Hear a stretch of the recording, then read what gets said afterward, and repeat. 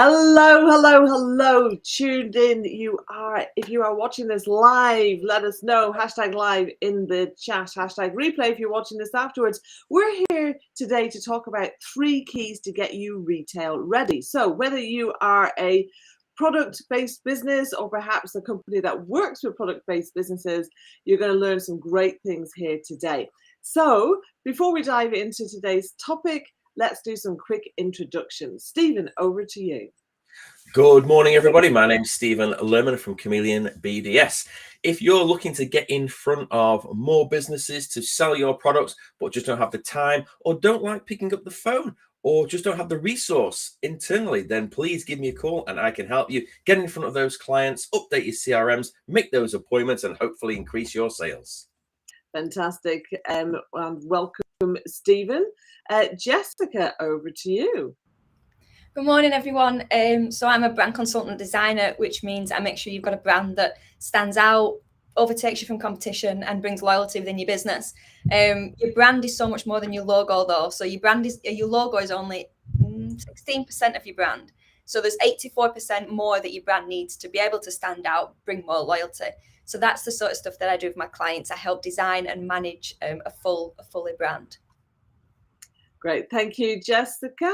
And if you don't know me yet, my name is Una Doyle. My business is Creative Flow. I'm a brand strategist and coach. And I help business owners to grow a business that they could sell tomorrow, but probably don't want to because it's highly profitable. They and team members are in creative flow and they're getting to make a bigger impact in the world. Now, if you want to know how you can double your profits, then DM me or comment below and I'll be happy to show you in only a few minutes. So let's dive into today's topic then. 3 keys to get you retail ready. Well, before we even kind of go into those keys, Jess, what does being retail ready mean and what impact does it have? So when I say retail ready, a lot of businesses, especially product-based businesses, an ambition, a vision, a goal is to be able to get your products in as many stores as possible. So the other stores are churning it out, getting your products in front of people, and you're kind of just supplying it, taking away that kind of half a headache, kind of adding a little bit of a new one, but just evolving your business is where you're being in the likes of Booze, Selfridges, Waitrose, things like that. A lot of the time when product based owners with the products, they know that the products are, they're amazing, aren't they? They're the next best thing. You know that your products will make a difference to the lives of your customers, yet for some reason there's some barrier between you being able to get in these higher end retailers.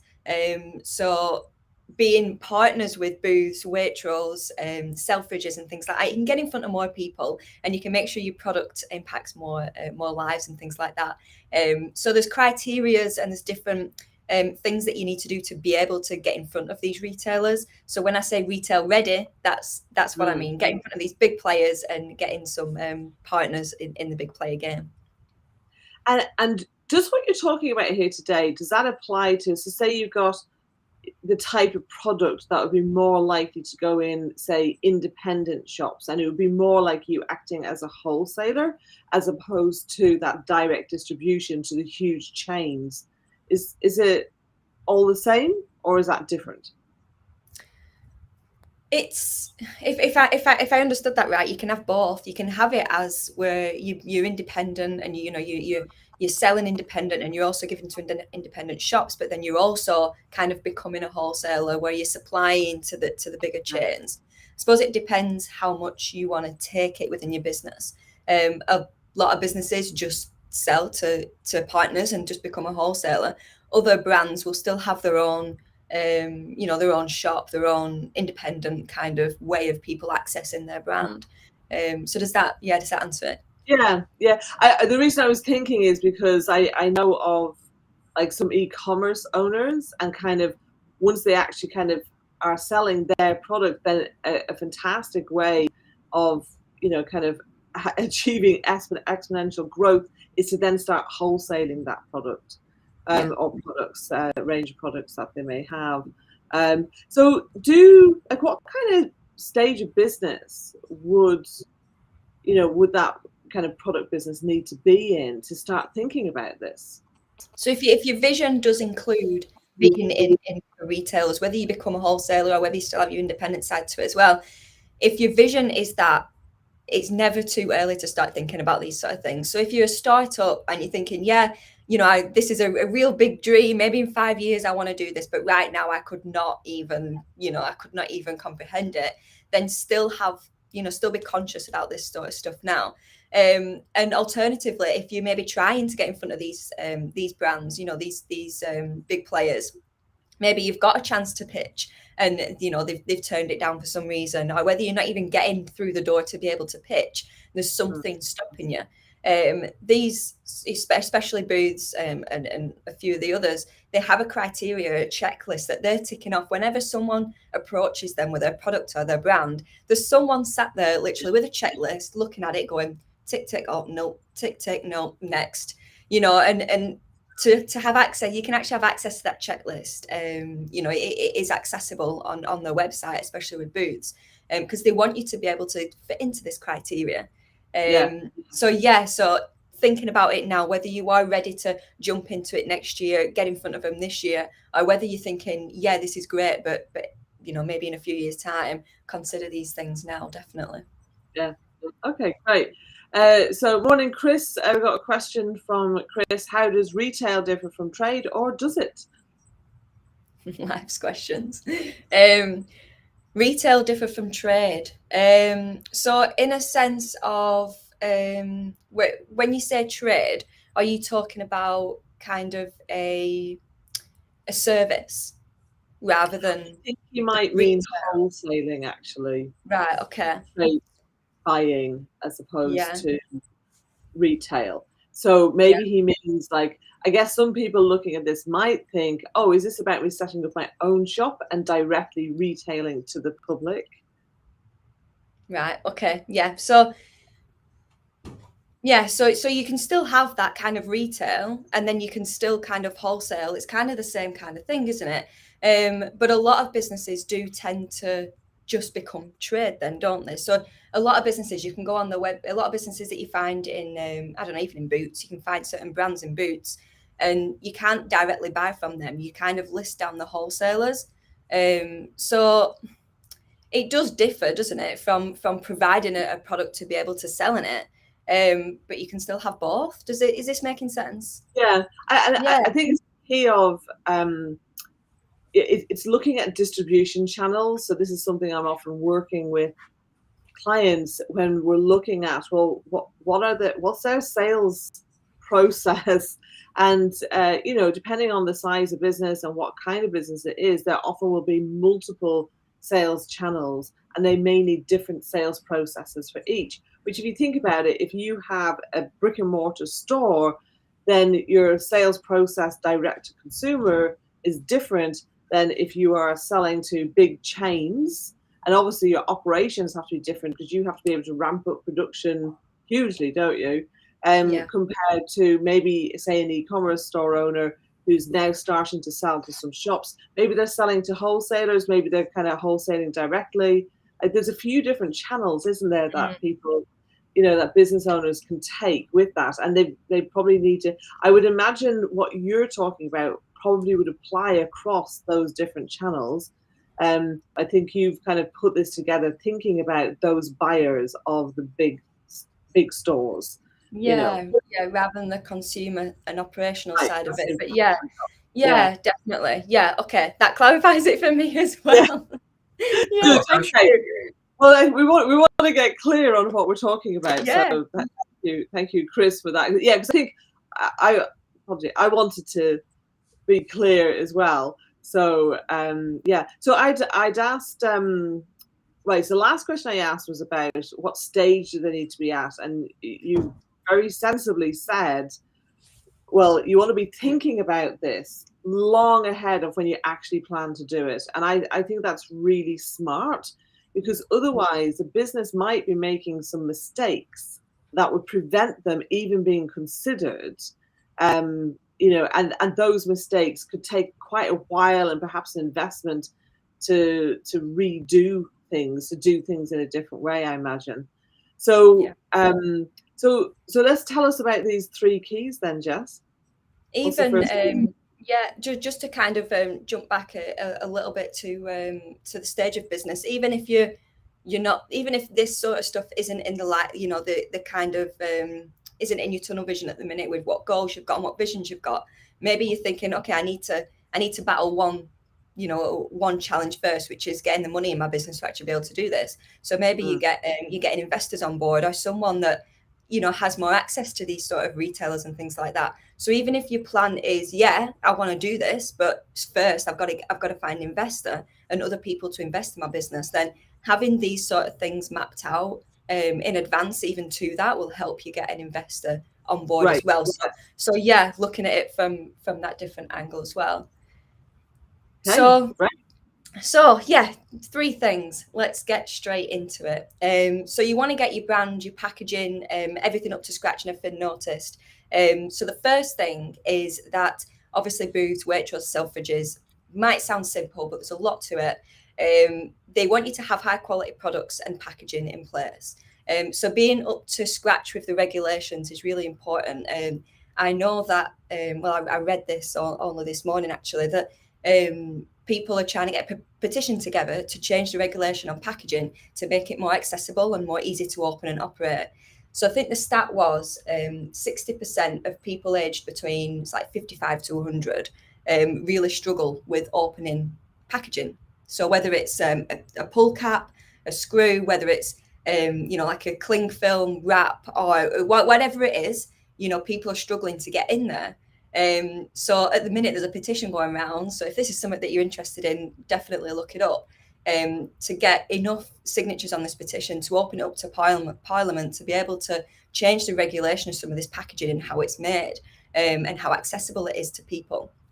So things like that, just being in the know with things like that is really, really important. But making sure that you've got all the regulated information on there, making sure that you've got all the ingredients breakdown, all this, and you know, you've got everything highlighted the way it does, everything easy to read. You've got nutritional value and information. You know, a lot of especially food products want that on the front now, don't they? You know, that's kind of a regulation on there. So so making sure you know it's all in the right place and it's all clear, and people can see it. Also, make sure you've carried out, the shelf life testing and been able to prove that as well. So all these sort of regulated stuff, make sure you kind of have them all in order. Barcodes, everything kind of needs a barcode on there now. There's an easy app that you can do to create your own barcodes. So if that's something you're interested in, drop me a message. I'll let you know the equipment that I use. But as well as having all the regulated kind of all that information, all that legal stuff on there, it's still got to be attractive and it's still got to stand out. It's still got to pull people in to actually want to buy into the product. So be conscious about, well, your audience. You know, you would have definitely done work on this before getting to this stage.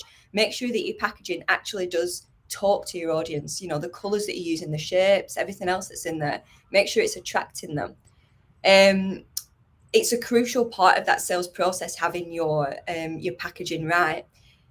So many, even big brands that you might be looking up to be like, if only I could be more like them, they make mistakes in this part. They might have all the regulated stuff done, everything that they need on there, but they've got it designed in such a, you know, little way that's pushing people off and sacrificing the sales. So this is why I want to show you a little bit of an example of that, looking into the design aspect of your packaging. So Tropicana, let me share my screen.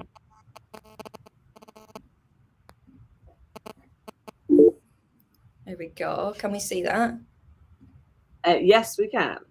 So Tropicana rebranded from the one that you can see on the left to the one that you can see on the right. The reasoning behind that, I don't know. Maybe it was we're evolving our image, we're evolving our message, whatever it is. They rebranded their products in a slightly different packaging. Now, this had huge effect on their bottom line, which I'll go into the numbers after. But I want to show you why first. So you might think, looking at it at face value, you might think, yeah, it's neater, it's cleaner. It's got a bit more of a modern font. Yeah, I kind of get it. It's not the original, but you know, it's not too bad. I don't know, Stephen, Una, what do you think about the difference with the new and the older version? For me, you know, because Tropicana's been around such a long time, you get used to recognizing the brand, don't you? So I've always recognized Tropicana as it's the orange with the straw in and the font. When you look at the other one on the right hand side, it looks like a copy. It looks like something, you know, that you would find in not a bargain store, but like a copy or a fake version of Tropicana, if you will. That's my perception. You know, Yeah. so I can see what they were, yeah, I can see what they were trying to do by making it, oh, here's your orange juice in a glass. Yet actually, I think there's something very appealing about that straw stuck in the orange. It makes it feel fresher and natural, doesn't it? Yeah. Like you can drink the orange, you can drink the Yeah. juice straight from the orange Exactly. Yeah. without any of the additives. You know, Yeah. having no additives or very little additives. Yeah. And I was really trying to see if the Tropicana, like they changed. Like when you look at it closely, you can see it's a slightly different color. Like on the original one, it's darker on the bottom. It's slightly curved. All of that is gone. I think it just all looks a bit bland. Yeah. Yeah, there's a really interesting. I love the one where you're saying this, you know, the straw and the orange. It kind of gives that story, and that you almost can taste it, can't you? You can almost experience. You can almost hold an orange as you're looking at that. And I've heard that before as well, where the new one looks a bit more like an own brand, so very simplified, very pulled back. So yeah, great point. So even though that's kind of an opinion base, you know, we've just come here and shared our opinions. There's a science behind that as well that's going on in your brain without you maybe consciously realizing it. So any great designer knows that you know, there's a science to how people see things, even as simple to how you read. Especially in our culture, we leave left to right, top to bottom, and we'll tend to read the things that jump out to us first. So if they're a bit bigger and if they're in a different color, our minds will go there, and then it'll automatically go left to bottom. So that's quite a simple thing to remember. But there's so much other things that go on in the back of our mind, in the back of our brain when we're seeing things. So I wanted to show you a heat map of the difference between these before I go into the actual figures of you know, the damage that it actually caused. So I love this image. I found this image on a blog when I was searching for these packaging ideas. But as you can see on the original, the logo is the one dominant thing that you see. And like you said, Stephen, people have that sentimental value towards that brand, won't they? So when they see that, because it's so old and traditional, when they see that, they'll feel that that joy and want to reach for it, and that they'll recognize it. So they'll go, oh yeah, I know that. I'll trust it. I'll put it in my basket. So you can tell that the eye goes there, and that's really all that it needs to do. Then it's not overcomplicating things. Whereas the newer design, you can tell the eye goes straight to 100% orange, pure and natural. Now, if we look at how you differ from competition, there's probably 10 other brands of orange juice sat next to this one, and they all probably say 100% pure and natural orange juice. So does it stand out? Do you know, is it giving anyone any reason to pick that one over the others? And you can't even see the logo. You know, yeah, the first one is right in front of you on the front face of the packaging. But as I was saying about how we see things and how our brain works, our brain isn't seeing that. We're not recognizing that as a logo or as anything to take in. So if I stop sharing, so even the regulations and the important legal stuff, yeah, that's sort of all really crucial. But don't forget about the actual design and the quality of the design of your packaging as well. So to go into some numbers, just to bring it back to numbers and facts and figures, I suppose. Tropicana invested $35 million in advertising a campaign that promoted that new packaging. So to get that new packaging design, to change everything and get it out there on the shelves, they spent $35 million. The sales dropped by 20%. So they lost $30 million just by a loss of sales. Wow. Okay. But now if you think, okay, they're in a pickle now because they're losing sales, they need to get back to it. So they need to spend even more to go back to the original, replace everything on the shelf and get it all sorted. So in total, Tropicana spent more than $50 million on this. And they had all the regulations in place. It was simple design mistakes that got them there. And got their competition to take over them. You know, some people probably moved to the competition and never went back. So yeah, moral of the story is, you know, having them important information on, but also making sure your design is fit for purpose as well. Quick question for you. All this money that's involved, like it said 35 million. Do they not do market research? Do they not? Because at the end of the day, it's what's appealing to the eye, because that's the first thing people see. It could be the best taste in the world, but if the packaging doesn't look attractive, they're gonna walk right past it. It's all about, you know, when you get drawn to something, don't you? When you're in a shop and you look at a shelf, the first thing you see is the packaging. If it doesn't look appealing, they're going to walk straight past it.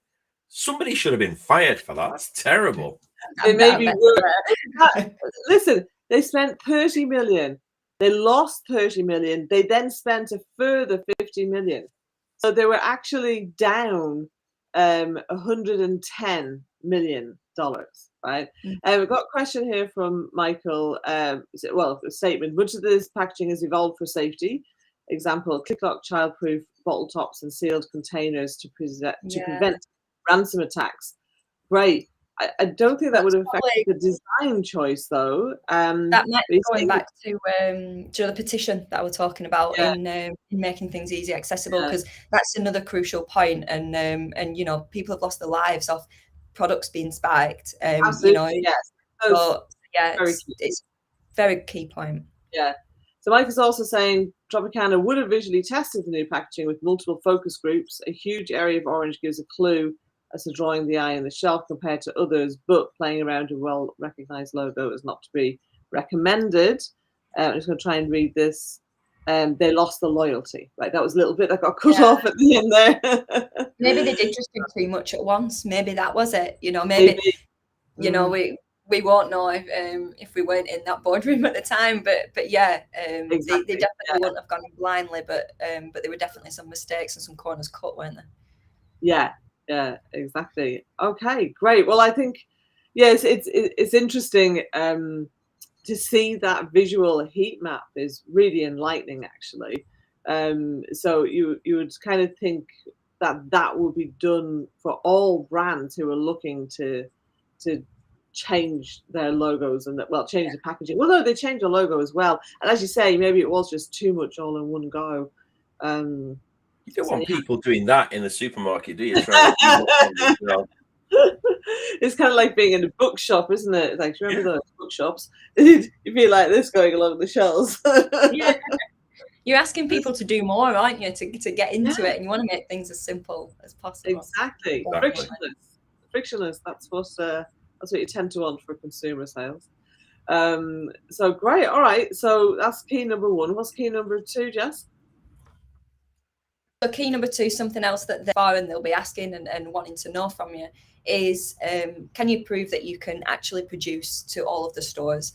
So are you being too ambitious, or can you actually produce to all the stores? So again, with Booths, I keep referring back to Booths because it's a brand that I've looked into on especially how you can do this. They've got around 28 stores. So you want to be able to prove or have a track record or something that you can scale and actually produce that for all them stores. So even if everything looks great and everything's amazing, Booths might be kicking themselves because we really want this product, but can they really deliver? So they'll go to the next one. They imagine the amount of inundated things they're getting in. I think this is really key right now. Like, there are legitimate logistical concerns for a lot of product-based companies right now. I was talking with a business owner, someone who I'm going to be interviewing on my podcast. I'm really looking forward to their interview, actually. They have a product-based business. They had to they launched their business, and then it just got completely spiked by COVID. But part of the issue was that their products that they wanted to sell and they had customers for were held up they were held up kind of in, I think it was like in customs or at the borders or something for 8 months. Wow. Yeah. And then, there's still issues with certain factories in the Far East and the logistics and shortage of containers and all of these kinds of things. So I think, those are legitimate things that people need to be looking at. I guess it's an incentive for things to be manufactured in this country rather than abroad in the Far East. So maybe that's something that if a business is doing that, I guess that could be an extra selling point, couldn't it? Yeah, yes, it just reduces that risk, doesn't it? Sorry, Stephen, go on. What was that? Sorry, and produce locally as well. The cost of fuel, and the other crises at the moment. Yeah, lots of factors going into that right now.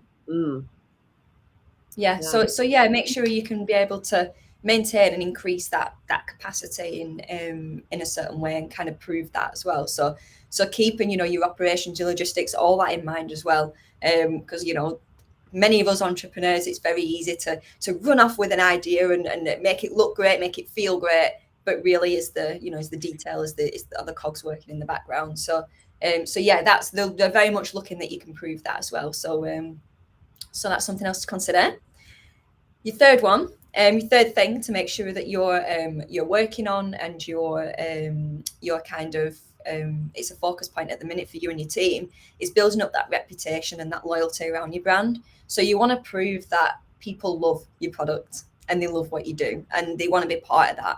So a key thing that you can do is build a community around your brand, and then you can prove and you can show, look, people love us, people will follow us, people will come in your store just to buy our product because they love our brand so much. What's in it for them to be a partner with you? So if you focus on building that loyalty and building that retention, building that reputation, that will help you as well, kind of get in front of any other similar products that are trying to get into their stores as well. Like I said right at the beginning, visuals is only 16% of this. So there's 84% more that your brand needs to be able to build loyalty, retention, and have that winning reputation. So if you want a checklist into that, then drop me a message and I can send you a breakdown of the 6 things. It's part of my 6-step process as well. So I can send you a video to just quickly watch that in your own time. But yeah, just prove that people can know, like, and trust your product and your brand. 80%. This is a stat I want to kind of throw out there, because if you're listening to this and going, yeah, I know people love us, I know that we've got this nailed. It's always great to be reviewing it and actually realigning it, because 80% of brands do think that. 80% of brands think our customers love us, they'll do anything for us, we've got this retention, this stay, we deliver this superior customer service that we know that they'll love, so we don't need to worry about this too much. But then when people have actually been interviewed, only 8% of people feel like they get that experience from the brands that they interact with. So it's very easy to be blindsided by that when you're in your business, and what you know the ins and outs of it. So making sure that your customers actually really do enjoy your brand and want to be part of it. You being able to prove that. An easy way that you can do that is by having a great CRM system in place, or something to be able to track, the retention and loyalty from your customers. So HubSpot is a great place to start, even if you don't want to invest in HubSpot.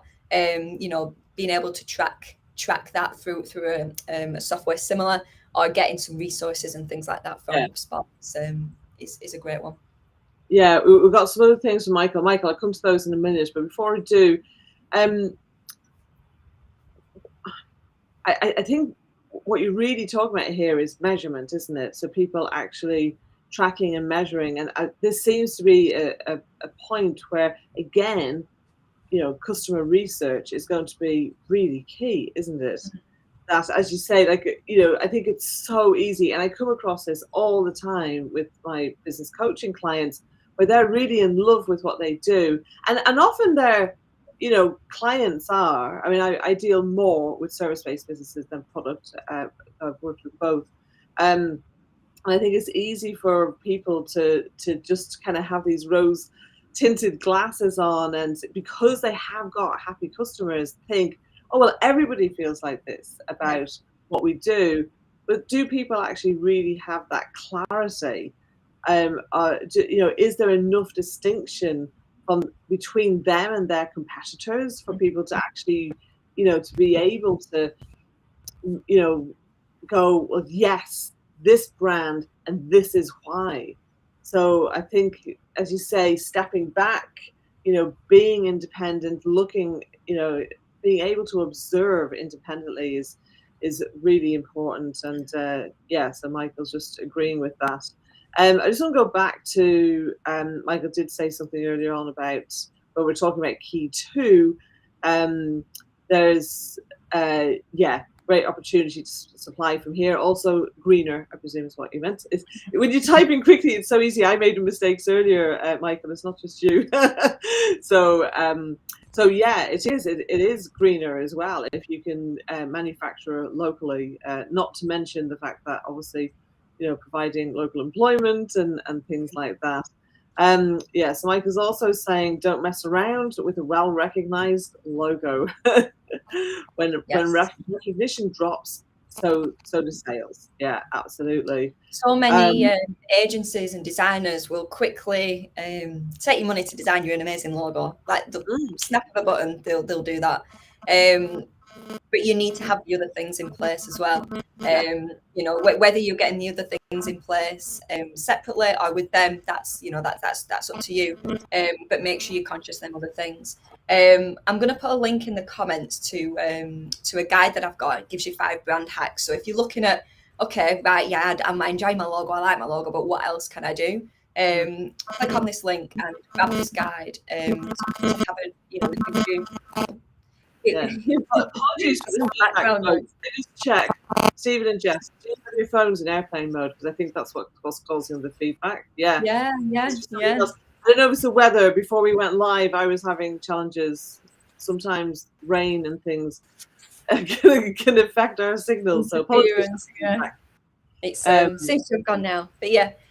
So yeah, I'll put a link into that, and you can have a look at just 5 hacks that you can do to if you just want to patch up things that you're working on at the minute. But another example that I wanted to share as well that I read recently was, whilst I'm getting this link up, was, I don't know if you've heard of the menstrual cups. Oh yeah. So they've recently rebranded to be able to attract more investors and things like that.